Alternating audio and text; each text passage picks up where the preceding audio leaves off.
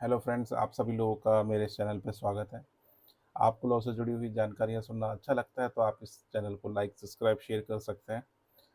मैं आज आपको ऑनरेबल बॉम्बे हाई कोर्ट का एक जजमेंट को डिस्क्राइब करूंगा जिसमें कि बिना स्टाम्प वाले एग्रीमेंट के आधार पर अस्थायी निषेधाज्ञा नहीं दी जा सकती, भले ही प्रतिवादी ने इसे मान लिया हो। निषेधाज्ञा मीन्स की इंजंक्शन। एक दो तरीके के इंजंक्शन होते हैं, परमानेंट और एक टेम्परेरी। तो इसमें ऑनरेबल बॉम्बे हाई कोर्ट ने क्या कहा, मैं आपको समझाता हूँ।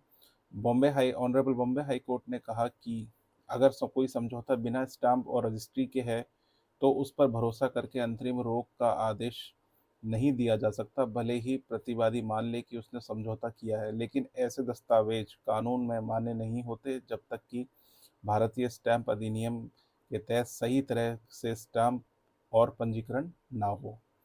ऑनरेबल जस्टिस एस जी चंपलांगौर एक रिट याचिका पर सुनवाई कर रहे थे, जिसमें ट्रायल कोर्ट और अपीलीय अदालत द्वारा पारित समवर्ती आदेशों को चुनौती दी गई थी, जिसमें याचिकाकर्ता के खिलाफ अस्थायी निषेधाज्ञा दी गई थी, जिससे उसे सूट संपत्ति प्रतिवादी के कथित कब्जे को परेशान करने से रोका जा सके।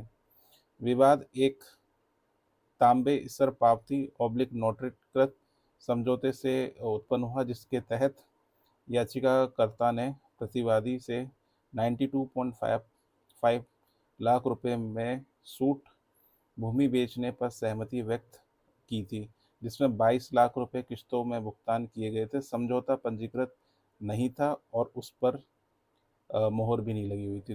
तो ये ऑनरेबल हाई कोर्ट का डिस्क्रिप्शन है जो मैंने आपको समझाया, कि उन्होंने बताया कि बिना स्टाम्प वाले एग्रीमेंट के आधार पर अस्थायी निषेधाज्ञा नहीं दी जा सकती, भले ही प्रतिवादी ने इसे मान लिया। इसीलिए हर चीज़ को रजिस्टर ज़रूर कर लें, तो कोर्ट में वैल्यू हर चीज़ रजिस्टर्ड की होती है। Thank you so much guys. ऐसी वीडियोस के साथ जानकारी के लिए जुड़े रहिए और लाइक करें, सब्सक्राइब करें, शेयर करें। Thank you so much.